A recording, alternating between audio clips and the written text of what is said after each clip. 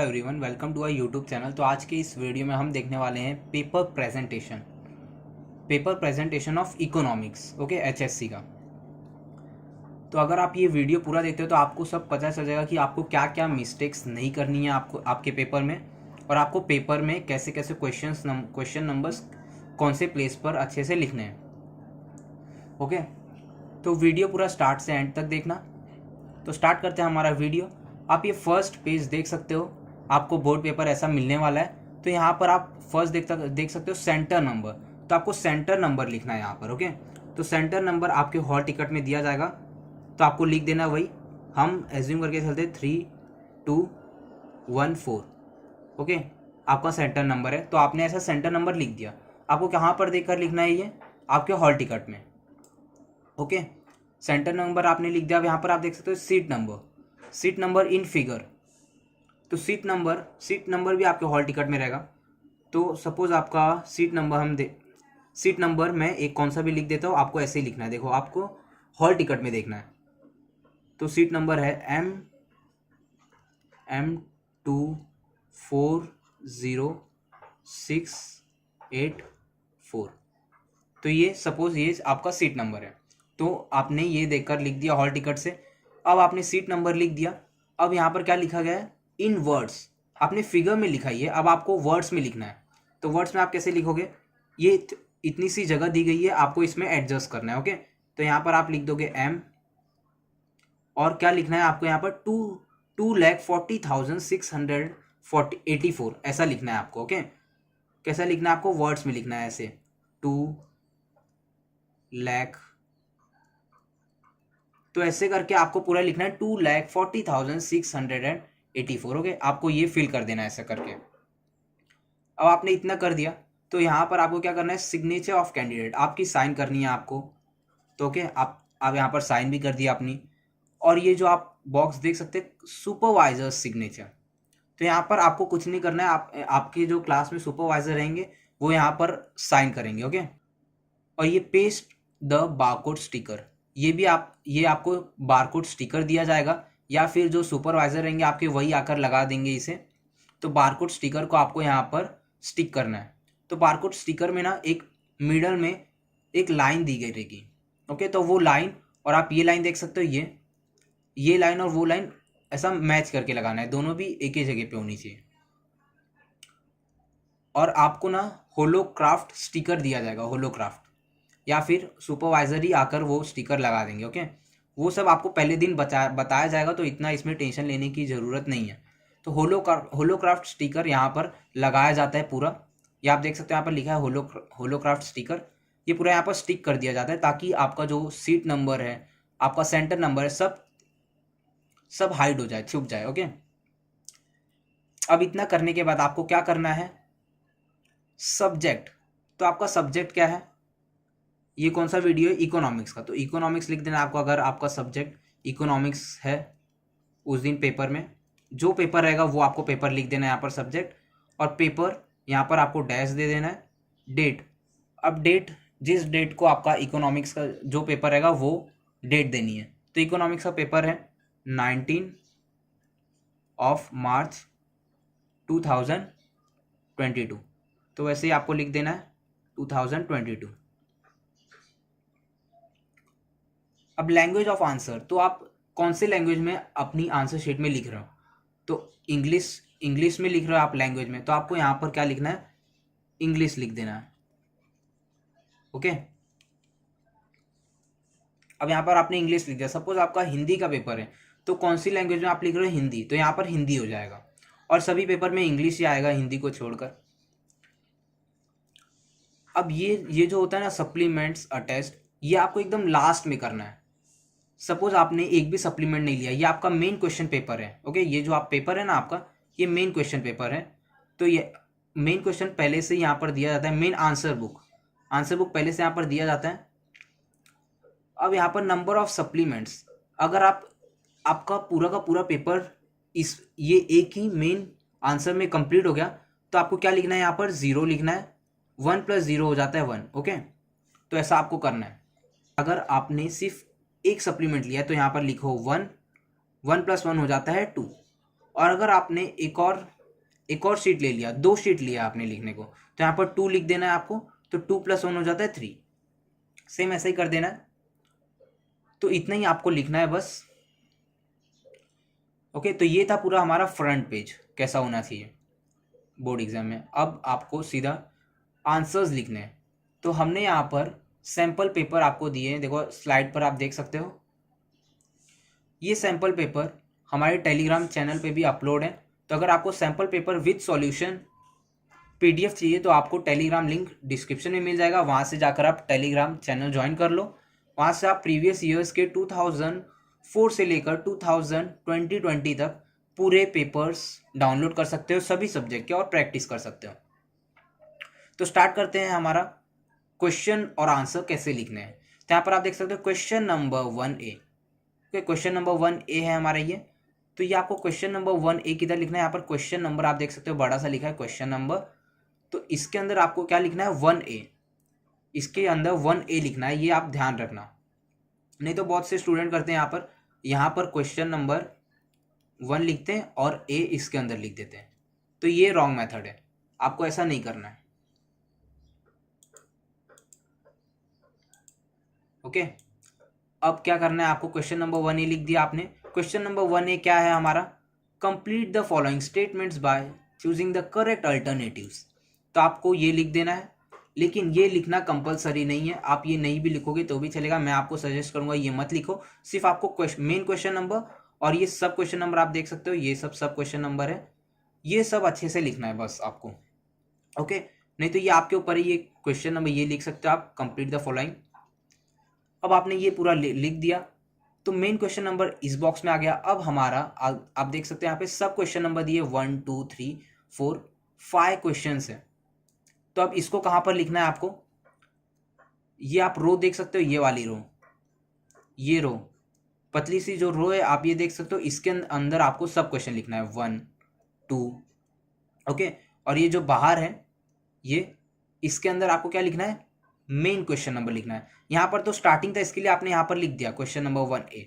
अब question number 1 का B आप कहाँ लिखोगे, आप यहाँ पर देख सकते हो क्वेश्चन नंबर 1B लिखा है। क्या ये राइट है, नहीं।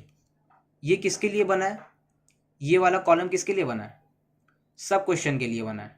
ओके, ये आप नोट कर लो, ये सब क्वेश्चन के लिए ये वाला कॉलम बना है। और ये किसके लिए बना है, मेन क्वेश्चन नंबर। तो मेन क्वेश्चन नंबर आपका क्वेश्चन नंबर 1B आप यहाँ लिखोगे 1 और B।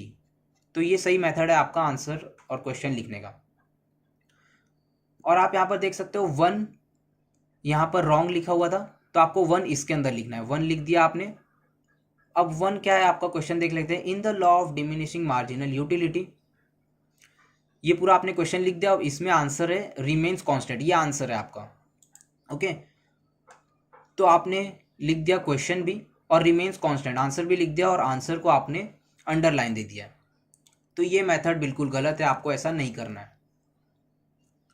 ओके, तो आपको क्या करना है, देखो ये राइट है, आपको करना है जो आंसर लिख रहे हो वो तो पहले आप इसमें लिख दोगे पहले सब क्वेश्चन का, फिर उसका आंसर क्या है, रिमेन्स कांस्टेंट, डायरेक्ट आपको आंसर लिख देना है। वैसे आप 5 के 5 सब क्वेश्चन का आंसर लिख देना आप। और सेम 1B, अब यहाँ पर आप देख सकते हो 1B क्या है, find the odd word out. इसमें 5 सब क्वेश्चन है, तो 5 सब क्वेश्चन आपने लिख दिया 1 2 3 4 5 सब क्वेश्चन के लिए ये कॉलम है। ओके, आपको ये पता चल गया, आपने ये लिख दिया। अब डायरेक्ट आपको आंसर लिखना है, तो इसमें ऑड वर्ड क्या है, डायरेक्ट आपको लिख देना है। ओके, इसमें ऑड वर्ड क्या है, तो इसमें ऑड वर्ड है मिल्क, तो आपने डायरेक्ट 1 लिखकर मिल्क भी लिख देना है तो भी चलेगा, या फिर आप ऑड वर्ड डैश करके मिल्क लिखते हो तो भी चलेगा। ओके, तो आपको ऐसे ही 5 के 5 क्वेश्चंस कर देने हैं। अब क्वेश्चन नंबर 1B आपने देख लिया। आपको ऐसा नहीं करना है कि क्वेश्चन नंबर 1A यहाँ तक एंड हो गया 5th तक, तो क्वेश्चन नंबर 1B अलग पेज से स्टार्ट करो, ऐसा नहीं करना है। वो कब करते हैं, क्वेश्चन नंबर 1 पूरा का पूरा कंप्लीट होगा ABCD और क्वेश्चन नंबर 2 आ रहा है आपका, तो अगर आपका क्वेश्चन नंबर 1 यहाँ पर कंप्लीट हो गया तो क्वेश्चन नंबर 2 न्यू पेज से स्टार्ट करोगे। तो यहाँ पर आपका क्वेश्चन नंबर 1 ही अब तक स्टार्ट है। ओके, तो आपको ऐसा लिखना है। अब क्वेश्चन नंबर 1C, ये सी है, 1 का ही है, complete the correlation, complete the correlation. इसमें भी आपको डायरेक्ट आंसर लिख देना है, 1 2 3 4 5 ये सब क्वेश्चन थे, आपने आंसर लिख दिया। और यहाँ पर आंसर क्या कॉलम में थे, तो ये आपने कॉलम भी बना दिया। अब क्वेश्चन नंबर 1D, क्या ये राइट लिखा है? क्वेश्चन नंबर 1D ये मेन क्वेश्चन के लिए था, ये कॉलम, तो ये राइट है। ओके, अब गिव एन इकोनॉमिक टर्म, यहाँ पर भी गिव एन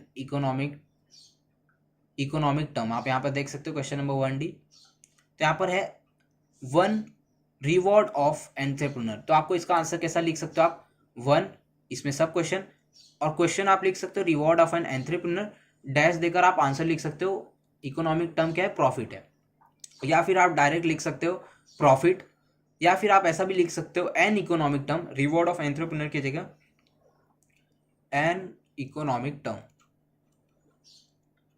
ओके, सेम आप ऐसा लिख सकते हो, तो डैश देके आप लिख सकते हो प्रॉफिट।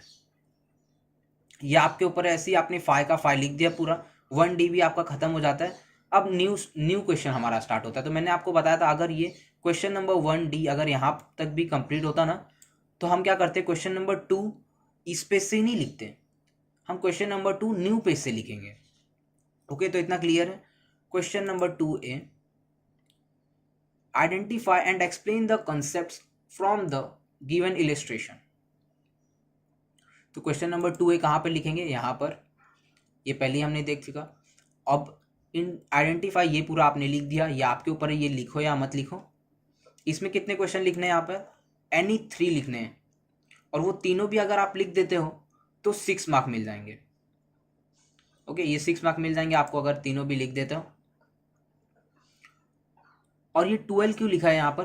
क्वेश्चन नंबर 2 का A, या आप A देख सकते हो, ये A और ये B, ये दोनों भी मिला के आपको पूरा, अगर पूरा लिखते हो तो 12 मार्क मिलेंगे। और क्वेश्चन नंबर 2 का A जो है ना, A सिर्फ वो 6 मार्क का है। आपको 3 क्वेश्चन लिखने, एक क्वेश्चन कितने मार्क का हुआ? 2 मार्क का हो गया। तो आप सपोज फर्स्ट क्वेश्चन लिख रहे हो तो कैसा, फर्स्ट आंसर लिख रहे हो तो कैसा लिखोगे? यहाँ पर आपने लिख दिया 1। अब इसमें कितने पॉइंट्स होने चाहिए? एक क्वेश्चन कितने मार्क का है? 2 मार्क का है, तो आप मिनिमम 2 पॉइंट्स आपको लिखने हैं, ज़्यादा पॉइंट्स मत लिखो। तो 2 पॉइंट्स है A और B, ये हमारे हो गए 2 पॉइंट्स। तो आपने लिख दिया 2 पॉइंट्स। पहले तो क्या करना है हमें? Identify and explain. तो आपने लिख दिया आइडेंटिफाइड कॉन्सेप्ट, और सेकंड वाला जो पॉइंट रहेगा एक्सप्लेन द कॉन्सेप्ट। ऐसे ही आपको 3 लिखने थे, आपने फर्स्ट लिख दिया, और सेकंड आपको नहीं आता, ओके, तो आपने थर्ड लिख दिया। तो ऐसा भी चलेगा आपको, आप थर्ड लिख दो, ये बस क्वेश्चन नंबर सही होना चाहिए और उसका आंसर लिख दो। और फोर्थ, तो आपने तीनों का तीनों लिख दिया। अब क्वेश्चन नंबर 2B आप यहाँ पर देख सकते हो, question number 2B distinguish between. तो question number 2B distinguish between, ये भी राइट प्लेस पे लिखा हुआ है, ये भी राइट है। और इसमें भी एनी 3 लिखना है, सिर्फ एनी 3 लिखना है, और 6 मार्क का ही है। तो एक क्वेश्चन कितने मार्क का हो गया? 2 मार्क का। ओके, तो 2 मार्क का क्वेश्चन है, तो कितने पॉइंट लिखोगे आप? 2 पॉइंट लिखोगे या फिर 3 पॉइंट लिखोगे? तो हम लिखते हैं पहले तो आंसर 1। ओके, तो आपको क्या लिखना है? यहाँ पर 1 लिख देना है, ये आपको प्रॉपर डालना है 1। और क्या है फर्स्ट वाला? यूटिलिटी और यूजफुलनेस। आपको 2 पॉइंट लिखने हैं। फर्स्ट आप लिख दोगे मीनिंग, और सेकंड आपको जो पॉइंट आता रहेगा वो लिख दोगे, सेम ऐसा करके। अब आप यहाँ पर देख सकते हो, यहाँ पर आपने मीनिंग लिख दिया यूटिलिटी में। अब यूजफुलनेस में मीनिंग लिखने की नीड है क्या? नहीं, आपको ये नहीं लिखना है, क्योंकि आपने यहाँ पर पहले ही लिख चुके हो मीनिंग। तो आपको डायरेक्ट अ क्वालिटी से स्टार्ट करना है, अ क्वालिटी से स्टार्ट करके यहाँ पर एंड कर देना है, ये लिखने की ज़रूरत नहीं है। तो यहाँ पर भी ये मिस्टेक नहीं करना आप। और सेकंड देखो, ये लिखा हुआ है, ये राइट है, ऐसे ही आपको भी लिखना है। अब आपने थर्ड वाला ये फर्स्ट क्वेश्चन लिख के हो गया आपका, ओके। अब आपको क्या करना है? सेकंड क्वेश्चन आपको नहीं आ रहा है, हाँ, तो सपोज आपको सेकंड क्वेश्चन नहीं आ रहा है, तो आप थर्ड क्वेश्चन लिखोगे। थर्ड क्वेश्चन क्या है? Direct tax and indirect tax. तो आपको इसमें लिखना है यहाँ पर क्वेश्चन नंबर, सब क्वेश्चन नंबर थर्ड, क्या आंसर क्या है? डायरेक्ट टैक्स और इनडायरेक्ट टैक्स। तो आपने यहाँ पर देख सकते हो डायरेक्ट टैक्स का आंसर क्या? यही है, इंडेक्स नंबर। यहाँ पर पूरा आंसर रॉन्ग हो गया। अब ये रॉन्ग नहीं हुआ है, आप यहाँ पर देख सकते हो इंडेक्स नंबर, तो आपने कौन सा आंसर यहाँ पर लिख दिया है? सिंपल इंडेक्स नंबर का आंसर आपने डायरेक्ट टैक्स और इनडायरेक्ट टैक्स में लिख दिया। तो यहाँ पर बहुत से स्टूडेंट्स क्या कर देते हैं, आंसर को पूरा कट कर देते हैं, ओके, जल्दी जल्दी में। तो आपको ऐसा नहीं करना है, आपको सिर्फ क्या करना है, डायरेक्ट टैक्स कट करना है, इनडायरेक्ट कट करना है, सिर्फ एक लाइन देनी है उस पर, और आपने वो कौन सा आंसर लिख दिया वहाँ पर, वो आंसर, वो क्वेश्चन आपको लिख देना है। कौन सा लिखा आपने, simple index numbers, weightage index numbers, okay. तो आपको यहाँ पर लिख देना है सिंपल इंडेक्स नंबर और वेटेज इंडेक्स नंबर, ओके। आपको फुल फॉर्म में लिख देना है यहाँ पर। और ये क्वेश्चन नंबर पे मेन आपको ध्यान देना है। आपका ये सिंपल इंडेक्स नंबर का क्वेश्चन नंबर क्या था, 4th था, ओके। तो आपको यहाँ पर भी एक लाइन देनी है, इस पे एक लाइन दे दो और इसके अंदर आपको अच्छे से लिख देना है 4th। तो ये हो जाता है आपका 4th। तो आपने ऐसे करना है, अगर बाय चांस आपसे ऐसे मिस्टेक होता है तो, ओके। अब आपने 2 क्वेश्चन अटेम्प्ट कर दिया, अब एक और क्वेश्चन बचा हुआ है। तो आपको अभी 4th क्वेश्चन लिखना है, सिंपल इंडेक्स नंबर्स, ओके। ये आपने लिख चुके हैं, अभी आपको डायरेक्ट टैक्स और इनडायरेक्ट टैक्स लिखना है, ओके। तो आपने क्या करना है यहाँ पर 4th, और इसमें भी आप देख सकते हो यहाँ पर भी मिस्टेक हो गई है, सिंपल इंडेक्स नंबर्स और यहाँ पर टैक्स। दैट मीन्स यहाँ पर क्या किया हमने, सिंपल इंडेक्स नंबर में हमने डायरेक्ट टैक्स और इनडायरेक्ट टैक्स का आंसर लिख दिया। तो यहाँ पर भी आपको क्या करना है, अगर आपसे ऐसा मिस्टेक होता है तो यहाँ पर कट करो और क्या करोगे यहाँ पर डायरेक्ट टैक्स और इनडायरेक्ट टैक्स। तो यहाँ पर लिखना है आपको डायरेक्ट टैक्स और इनडायरेक्ट टैक्स, ओके। और ये डायरेक्ट टैक्स और इनडायरेक्ट टैक्स का क्वेश्चन नंबर क्या था, 3rd था। तो आपको ये क्वेश्चन नंबर भी कट करना है मेन, और यहाँ पर क्या लिखना है 3rd। ये मेन चीज़ है आपको, हाँ देख, ये बराबर ध्यान देना है आपको, क्वेश्चन नंबर 3rd, ओके। तो ये पूरा हो गया आपका डिस्टिंग्विश बिटवीन। यहाँ पर हमने क्या देखे कि अगर आपका क्वेश्चन, आप किसी क्वेश्चन का आप दूसरा आंसर लिख देते हो तो उसका आपको सिर्फ क्वेश्चन चेंज करना है और उसका क्वेश्चन नंबर चेंज करना है। तो ये भी एक मिस्टेक करते हैं लोग, तो इसे भी आपको ध्यान से देखना है और समझना है। और क्वेश्चन नंबर 2 भी आपने पूरा लिख दिया बी तक। अब क्वेश्चन नंबर 3 आता है, answer the following questions in brief. यहाँ पर आपको 3 क्वेश्चंस लिखने हैं और 12 मार्क के। तो एक क्वेश्चन कितने मार्क का हुआ, 4 मार्क का। तो यहाँ पर आपको फर्स्ट क्वेश्चन पहले लिखना है आपको। तो फर्स्ट लिख दिया आपने यहाँ पर क्वेश्चन नंबर 3 और यहाँ पर फर्स्ट। अब एक क्वेश्चन है 4 मार्क का, तो आपका मिनिमम कितना पॉइंट होना चाहिए, 4 पॉइंट होना चाहिए। तो 1 मार्क आ गया आपका मीनिंग में। यहाँ पर क्या बोला था, explain the concept of market. That means meaning आपको बता देना है मार्केट का और टाइप्स बताने। तो अगर आप यहाँ पर मीनिंग में 1 पॉइंट लिख देते हो और टाइप्स में 3 पॉइंट, तो टोटल हो गए 4 पॉइंट। तो उतना इनफ है, जितने मार्क का क्वेश्चन है उतना पॉइंट लिखना है आपको, ओके। तो यहाँ पर ए मीनिंग, उसमें 1 पॉइंट लिख दिया आपने, market is a network of dealings between potential buyers and potential sellers. अब भी टाइप्स ऑफ मार्केट, यहाँ पर आपने 3 पॉइंट्स लिख दिए, तो आपका आंसर हो जाता है कंप्लीट। अब यहाँ पर एक आंसर आपका हो गया, तो नेक्स्ट आंसर आपको न्यू पेज से स्टार्ट करना है। क्वेश्चन नंबर 3 का ही आप न्यू आंसर स्टार्ट कर रहे हो, तो आपको यहाँ पर क्वेश्चन नंबर देना है। ये भी आप नोट कर लो, ये भी क्वेश्चन नंबर 3 आपको यहाँ पर लिखना है फिर से। और उसका कौन सा क्वेश्चन आप लिख रहे हो, 3rd वाला। अब ये 3rd वाला आप अटेम्प्ट करने जा रहे हो, ओके। तो 3rd वाला आपको लिखना है और उसका आंसर लिखना है। तो मीनिंग आपने लिख दिया और उसके स्टेप्स लिखने हैं, तो 3 पॉइंट आपने लिख दिया। तो 3 और 1 मीनिंग को मिलाकर हो जाता है 4 पॉइंट। तो आपको यहाँ पर भी 4 मार्क्स मिल जाएंगे। ऐसे ही आपको अभी 3rd यानी 3 करना था, आपने ऐसे ही 5th भी अटेम्प्ट कर दिया, ओके। तो यहाँ तक हो गया हमारा क्वेश्चन नंबर 3 तक। कैसा लिखना था। अब क्वेश्चन नंबर 4 आ जाता है, state with reasons whether you agree or disagree with the following statement. यहाँ पर 3 क्वेश्चन कोई भी लिखने हैं 12 मार्क का। तो एक क्वेश्चन कितने मार्क का हो जाएगा, 4 मार्क का हो जाएगा। तो यहाँ पर भी सेम कितने पॉइंट्स लिखने हैं, 4 पॉइंट्स लिखने हैं। 4 पॉइंट्स नहीं, यहाँ पर 4 पॉइंट्स नहीं लिखने हैं। यहाँ पर आपको 1 मार्क किस पे मिलेगा, आपको बताना है क्या आप इस क्वेश्चन जो है उससे एग्री हो। तो अगर आपने वो सही कर दिया एग्री, अगर सपोज आंसर है इसका एग्री, तो अगर आपने एग्री लिखा यस आई एम एग्री, तो उसका मिल जाता है 1 मार्क और बच गया आपके 3 मार्क। तो 3 पॉइंट्स लिख दोगे तो इनफ हो जाएगा, आपको 4 मार्क्स इजिली मिल जाएंगे। तो आप फर्स्ट क्वेश्चन लिखने जा रहे हो। तो फर्स्ट क्वेश्चन आप लिखते हो नो आई डिसएग्री, तो इस पे आपको कितना मार्क मिल गया, 1 मार्क यहाँ पर मिल गया आपको। अब रीजंस देना है आपको क्यों आप डिसएग्री हो उससे। 1 2 3 3 पॉइंट्स लिख दिए, इनफ हो गया। ओके, तो यहाँ पर आपने 3 पॉइंट्स लिख दिया, तो 3 + 1 हो जाता है 4 मार्क। एक क्वेश्चन 4 मार्क का है। ऐसे ही आपको बाकी के आपको 3 अटैम्प्ट करने थे, तो 2 और बाकी के आपको अटैम्प्ट कर देने, 2 और 4। तो ये भी आपने अटैम्प्ट कर दिया अच्छे से। और देखो यहाँ पर भी आप एक चीज़ नोट कर लो, मैंने आपको यहाँ पर क्या बोला था, एक क्वेश्चन का आंसर आपको एक पेज पे लिखना है। ओके, आपने यहाँ पर एक पेज पे पूरा लिख दिया। अब यहाँ से ही हमने ये 5th वाला क्यों नहीं स्टार्ट किए, क्योंकि देखो ये मोर देन हाफ पेज आपने लिख चुके हो, तो बेटर होगा कि नेक्स्ट पेज से न्यू आंसर स्टार्ट किया जाए। ओके, और वैसे ही अगर आप यहाँ पर देखोगे एग्री डिसएग्री में, तो यहाँ पर आपने हाफ पेज लिखा था एक आंसर, तो पूरा का पूरा हाफ पेज बाकी था, तो आप इसमें एक और आंसर लिख सकते हो, तो आप यहाँ पर इसलिए ऐसा लिखा गया है। ओके, तो इतना क्लियर है। अब थोड़ा सा पॉइंट आपका फोर्थ, ये जो क्वेश्चन नंबर है 4th का, थोड़ा सा पॉइंट बच गया एक आंसर का 4th का, तो आप वो पॉइंट न्यू यहाँ पर नहीं आ रहा है तो न्यू पेज पे लिख दो। देयरफॉर अभी न्यू पेज पे मैंने इसलिए लिखा आपको बताने के लिए कि आप देख सकते हो ये पूरा का पूरा पेज खाली है बचा हुआ। तो क्वेश्चन नंबर 4 आपका यहाँ पर एंड हो रहा है, आपने 3 के 3 अटैम्प्ट कर दिए।